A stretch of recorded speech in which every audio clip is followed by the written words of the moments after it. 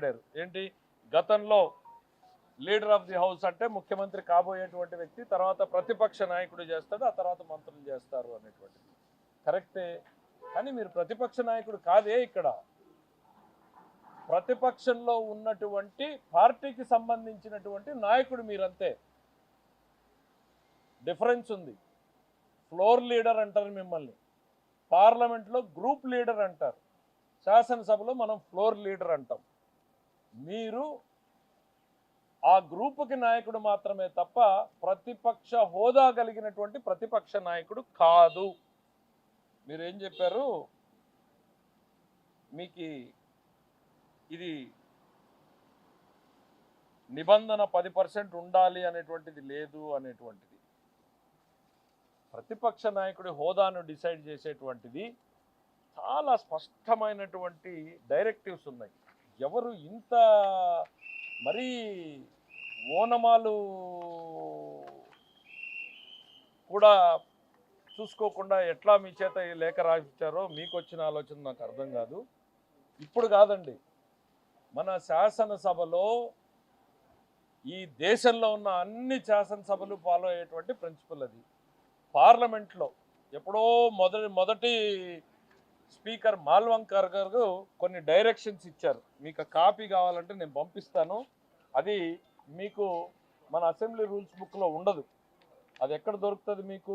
Kaul and Shakdher బుక్లో 1964లో ఏం జరిగింది, ఆ తర్వాత ఏం జరిగింది, ఆ తర్వాత ఏం జరిగింది అనేటువంటి డీటెయిల్స్ చాలా డీటెయిల్డ్గా ఉన్నాయి. దాంట్లో మీకు ఒక పేజ్ ఎక్స్ట్రాక్ట్ మీకు పంపిస్తాను. దాంట్లో ఒక లైన్ మీకు చదివి వినిపిస్తాను. ప్రతిపక్ష నాయకుడి హోదా ఎవరికి ఇవ్వాలి అనే దాని మీద మొదటి స్పీకర్ గారు నిబంధనలు పెట్టారు. ఈ రోజుకి కూడా ఆ డైరెక్టివ్స్నే భారతదేశంలో ఉన్న ప్రతి శాసనసభ కూడా ఫాలో అవుతుంది. ఏం దాంట్లో 3-4 ఉన్నాయి. ప్రధానమైనది మీకు సంబంధించి మాత్రం చదువుతాను. shall have at least a strength equal to the quorum fixed to constitute a sitting of the house, that is 1/10 of the total number of the members of the house. సభ జరపడానికి కోరం ఎంత కావడానికి ఎంతమంది ఉండాలో అంతమంది ఉన్నప్పుడు మాత్రమే ప్రతిపక్ష హోదా ఇవ్వాలి అని.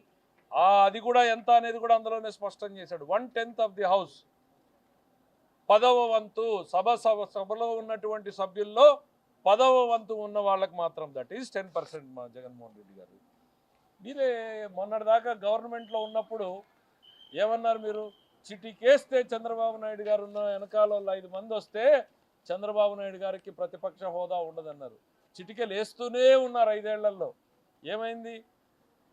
చంద్రబాబు నాయుడు గారు వెనకాల ఉన్న సభ్యులు మీ వెనకాల వచ్చారా? హోదాలు పోయినాయా? ఆ రోజు మీకు తెలుసు కదా 10% అనేటువంటిది. మీ నోటితో మీరే చెప్పారే ఇదే శాసనసభ సాక్షిగా. మళ్ళీ ఇవాళ వచ్చేసి ఆ 10% నిబంధనే లేదు తూచ్. మీ ఇవన్నీ చూస్తూ ఉంటే ప్రజలు అధికారం తీసేసినా మీరు ఇంకా ఆ కొసరు అధికారం కోసం పాకులాడుతున్నట్టు కనపడుతుంది. ప్రతిపక్ష నాయకుడు అంటే క్యాబినెట్ ర్యాంక్ వస్తుంది, దాన్ని పెట్టుకునేదో జులుం చేయొచ్చు అనేటువంటి ఆలోచనలు ఏమన్నారో మార్చుకోండి. ఆలోచన ధోరణి మార్చుకోండి.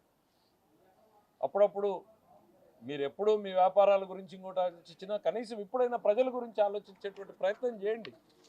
మీ అధికారాలు మీరు ఎంతసేపు ఉన్న దానికోసం మీ తపన ఆరాటం కనపడుతుంది తప్ప ప్రతిపక్ష హోదా నాయకుడు మీరు మాట్లాడాలి అనుకుంటే మేము మొదటి రోజు చెప్పాం కదా, రండి శాసనసభకు. అందరు శాసనసభ్యుల్లాగానే మీకు మాట్లాడేటువంటి అవకాశం ఉంటుంది.